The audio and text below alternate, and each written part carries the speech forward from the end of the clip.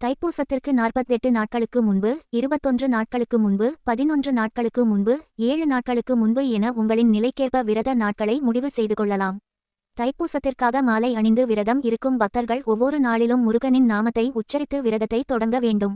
விரதத்தை தொடங்கும் முதல் நாளே வீட்டினை சுத்தம் செய்து கொள்ள வேண்டும். பின் மறுநாள் அதிகாலை எழுந்து நீரில் குளித்து உடலை தூய்மைப்படுத்துவதைப் போல இறைவனை மனதில் நிறுத்தி உள்ளத்தையும் தூய்மைப்படுத்த வேண்டும். விரதத்தின் முக்கியத்துவமே உடலை வருத்தி பாதுகாப்பது போல மனதில் இருக்கும் அழுக்குகளை வெளியேற்றத்தான் என்பதால் வஞ்சகம், கோபம், ஆக்ரோஷம் என எந்த நிலைக்கும் ஆளாக வேண்டாம். தினமும் குளித்துவிட்டு இறைவனை வணங்கி கற்பூரம் ஏற்றி வழிபட வேண்டும். ஓம் சரவணபவ, ஓம் முருகா, முருகனுக்கு அரோகரா, அப்பனே முருகா, முருகா சரணம் என முருகனின் மந்திரத்தை உளமாற கூறுங்கள். இறைவனின் பக்தி பாடலை கேட்டு மனதை அமைதிப்படுத்துங்கள்.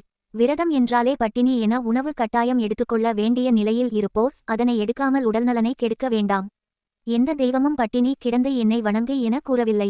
எந்நிலையிலும் என்னை மறந்துவிடாதே என மட்டுமே கூறுகிறது. ஆகையால் விரதத்தில் உணவு எடுத்துக்கொள்ளாமல் இருப்பது உங்களின் விருப்பம். காய்கறிகள், பழங்கள் நிறைந்த சைவ உணவுகளை சாப்பிட்டு மனதார விரதம் இருங்கள். விரதம் இருக்க வேண்டும் என குழந்தைகளை பசியால் வாடவைப்பது இறைவனுக்கு செய்யும் தீங்கு என்பதை மறக்க வேண்டாம். தீய சொல் பேசாமல், கோபம் அடையாமல் இறை வழிபாடு மேற்கொள்ளுங்கள். அதுவே விரதத்தின் அடிநாதம். நைவேத்தியம்: முருக பெருமானுக்கு பழங்கள், நாட்டுச்சர்க்கரை அல்லது தேன் கலந்த பால், கற்கண்டு, சர்க்கரை பொங்கல் வைத்து வழிபடலாம். பூஜை அறையில் ஷட்கோண கோலமிட்டு ஓம் சரவண பவ என்று எழுதி பூஜை வைத்து அலங்காரம் செய்து 6 விளக்குகள் ஏற்றி வைத்து வழிபட வேண்டும். இருவேளையும் அளிக்க முடியாதவர்கள் ஒரு வேளை குளித்து விட்டு பக்தி சிரத்தையுடன் முருகனை வழிபட்டு தீப தூப ஆராதனை செய்து வழிபட்டு வர நமது வேண்டுதல்கள் அனைத்தையும் முருகப் பெருமான் நிச்சயம் நிறைவேற்றி வைப்பார்.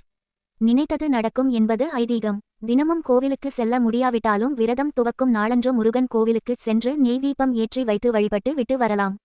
சிலர் கடுமையான விரதம் இருந்து 3 முறை கந்தஷ்டி கவசம் பாடி விரதம் இருப்பார்கள். இப்போதுள்ள நவீன காலத்தில் ஆடியோ, தொலைக்காட்சி, கைபேசி மூலம் கந்தஷ்டி பாடலை ஒலிக்கச் செய்து கேட்டு முருகன் வழிபாட்டினை அனுஷ்டிக்கிறார்கள்.